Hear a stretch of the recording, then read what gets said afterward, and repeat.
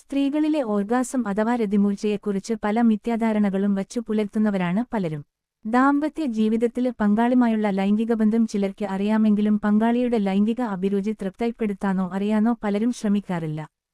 എന്നാല് പുതിയ പഠനത്തില് സ്ത്രീകളിലെ രതിമൂർച്ചയെ പറ്റിയുള്ള പഠനത്തില് 100 തവണ തുടർച്ചയായി ലൈംഗിക ബന്ധത്തില് ഏർപ്പെടുന്ന രതിസുഖമാണ് നല്ല രീതിയിലുള്ള ലൈംഗിക ബന്ധമെന്ന് ശാസ്ത്രീയ പഠനത്തില് പറയുന്നു.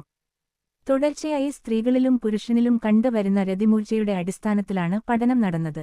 5 സ്ത്രീകളില് നടത്തിയ പരീക്ഷണത്തിലാണ് ഇക്കാര്യങ്ങള് കണ്ടെത്താനായത്.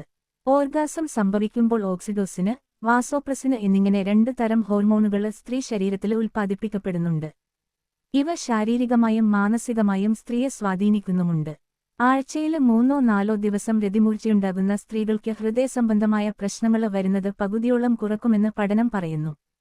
ആദ്യഘട്ട നിരീക്ഷണത്തില് സെക്സിന്റെ സമയത്ത് ശരീരത്തിലുണ്ടാകുന്ന രക്തചംക്രമണമാണ് കണ്ടെത്താനായത്. ന്യൂസ് 4-ന് വേണ്ടി ജിൻസി കുര്യൻ.